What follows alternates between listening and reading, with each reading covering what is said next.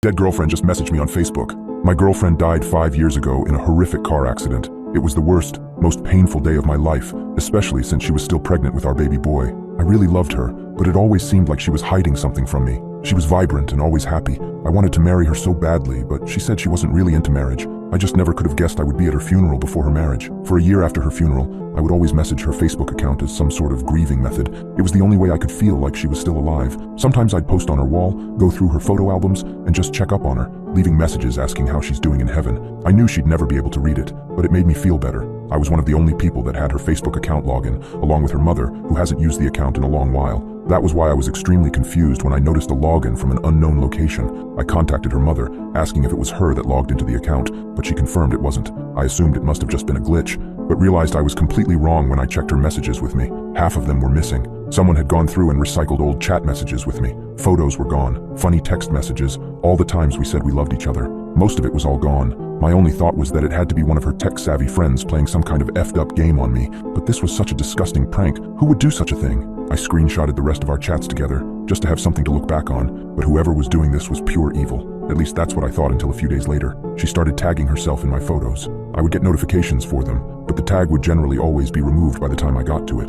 The first time I actually caught one, it felt like someone had punched me in the gut. She would tag herself in spaces where it was plausible for her to be, or where she would usually hang out. She would place her tag specifically right next to me, or right behind me. Whoever was doing this on her account was sick. Around this period of time, I stopped being able to sleep. I was too angry to sleep. She would tag herself in random photos every couple of weeks. Some of her friends, as well as my friends, noticed the activity on her account and started removing me as friends, as if it was me going insane and using her account. I was at a loss.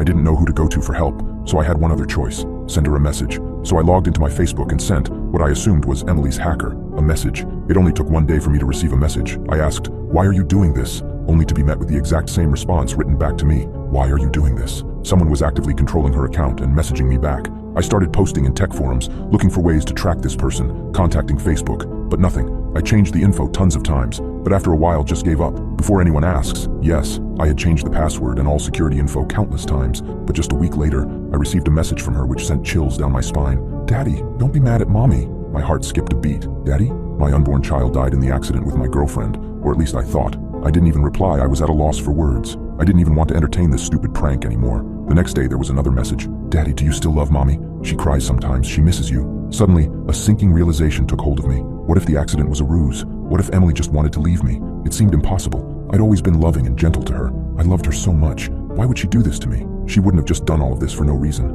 Taking a leap, I responded, "Who is this?" A reply came almost instantly. "Your son." I decided to play along. "Where are you? I'd love to see you and Mommy." He didn't reply immediately this time, but hours later I received a photo. It was a picture of what I assumed to be their house, but this house stuck out to me for one reason specifically. I recognized it since less than a year before she died. We were planning on buying the house for our new family with our baby boy. Those plans ended tragically, but apparently not in the way I thought. It was late, and the house was far away, but without another second of thought, I sprinted to my car feeling a mix of pure rage and heartbreak. Either this sick prank had gone way too far, or there was a horrifying truth that I hadn't yet worked out, and honestly didn't want to believe, but I needed answers. I arrived around 3 a.m., but couldn't wait any longer. I had to find out for myself. What the hell was going on here, legally or not? I parked far away from the house and walked up the steep path which led to the back of the house where the back window was still slightly open. I still somewhat remembered the layout from when we had visited the house, but it still didn't feel real. I quietly entered and began to search, immediately scanning the kitchen for any photographs which showed my beautiful son or Emily. I remained completely silent,